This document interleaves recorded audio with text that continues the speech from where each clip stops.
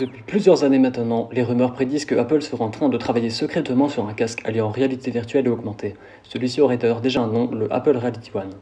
Mais qu'est-ce que la réalité mixte et qu'est-ce que Apple pourra apporter comme innovation face aux déjà existants HTC Vive, MetaQuest ou encore PlayStation VR? Reprenons déjà du début avec un rapide aperçu de la situation. L'Oculus Rift, que l'on peut considérer comme le premier casque qui fera passer la VR d'un rêve à la réalité, a été annoncé en 2012 via une campagne à succès sur Kickstarter. Entre la présentation du premier kit de développement en 2012 et la sortie du produit fini, beaucoup ont vu qu'une hype s'était créée autour de Oculus et cette technologie prometteuse. Le 25 mars 2014, on apprend que Facebook rachète Oculus pour 2 milliards de dollars, un signal fort pour l'avenir de la VR. La même année, Sony entrera également sur le marché avec le PlayStation VR, un casque VR uniquement compatible avec la PlayStation 4, et enfin en 2015, c'est au tour de HTC, en collaboration avec Valve, d'annoncer le Vive. 2016 sera l'année où on verra enfin la commercialisation de ces trois casques qui amènent enfin la VR au grand public. Plusieurs usages ont été créés, un petit écosystème est né, mais un frein restait toutefois, celui du prix. L'accès aux casques VR coûte cher et nécessite un PC performant ou une console puisqu'ils ne sont pas autonomes. Et en plus d'être encombrants sur le visage, certaines personnes tombent également malades suite à des sessions d'utilisation prolongées. Et qui dit peu d'utilisateurs dit peu de jeux. Les éditeurs ne veulent pas investir beaucoup d'argent sur un produit qui sera limité en termes d'audience et donc de rentabilité. Un cercle vicieux qui verra donc la VR à se faire discrète par la suite, jusqu'à renaître de ses cendres il y a peu, via des casques moins chers et surtout autonomes. À cause des scandales ou grâce à la nouvelle vision de l'entreprise, Mark Zuckerberg décidera d'ailleurs en 2021 de renommer Facebook en Meta, pour ainsi se concentrer sur l'avenir, lui qui voit le futur dans le Metaverse, univers en immersion virtuelle, disponible sur ses casques VR. Preuve de plus que le retour de la VR approche, Sony confirme d'ailleurs la thèse avec son nouveau PlayStation VR 2, et c'est maintenant qu'on en arrive aussi à Apple. Apple et le jeu vidéo, ça a toujours été une histoire compliquée. Alors pourquoi la firme californienne serait-elle intéressée par de la VR? Tout d'abord, il est bon de préciser qu'elle prendrait plutôt l'approche de Microsoft, un casque comme le HoloLens en réalité mixte, c'est-à-dire un mix entre réalité virtuelle et augmentée. En gros, un casque où on peut se mettre en immersion pour le côté virtuel et switcher sur le monde réel avec une superposition d'éléments virtuels. Elle ne doit pas du tout étrangère à cette dernière via les technologies de ARKit, qui comme chaque année confirme également son intérêt pour les lunettes AR façon Google Glass. Malheureusement pour nous, ce ne sera pas pour maintenant puisque Evan Spiegel, le CEO de Snap, avouait que les lunettes AR ne seraient pas pour maintenant. Mais la VR là-dedans.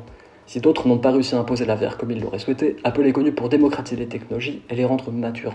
C'est peut-être bien ce qui attend le marché pour enfin embrasser la VR pour de bon.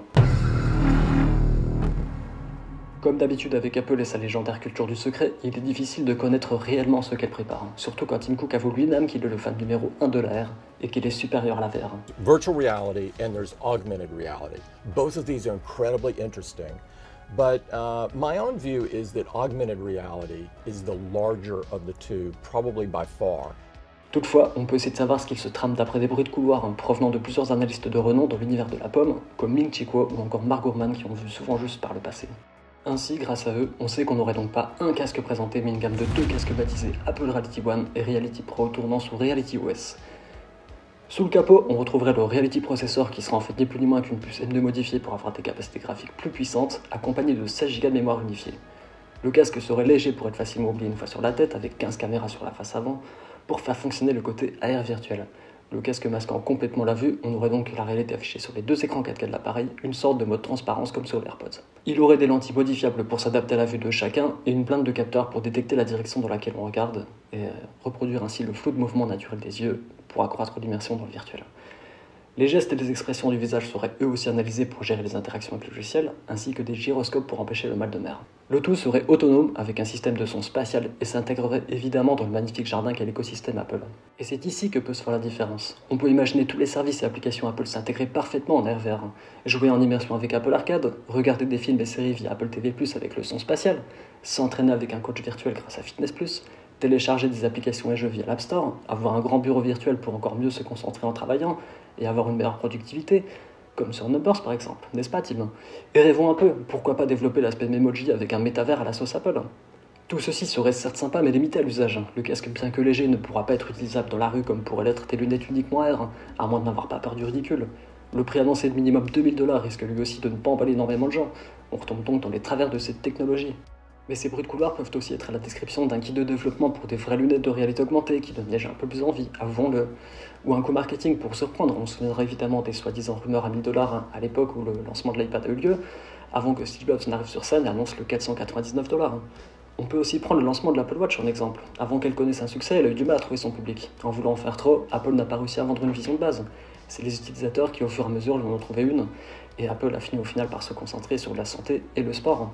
La marque part aussi avec un gros handicap, puisque personne n'a l'air intéressé par ce casque, contrairement à l'époque où une attente de fou était présente avec la présentation de l'iPhone, l'iPad ou dernièrement de l'Apple Watch. Est-ce que tout ceci sera suffisant pour faire de cet Apple Reality One et Pro des indispensables? Réponse en 2023, où Apple lèvera enfin le voile sur ses nouveaux bébés. Une chose est sûre, on a encore beaucoup de mystères à découvrir avec ce casque. Et vous alors, qu'est-ce que vous pensez de tout ça? Est-ce que la VR est la prochaine révolution pour Apple? Enfin, si vous appréciez la VR, est-ce que vous appréciez la VR d'ailleurs? Dites-le moi dans les commentaires aussi. En attendant, laissez un petit pouce bleu évidemment et abonnez-vous, c'est gratuit.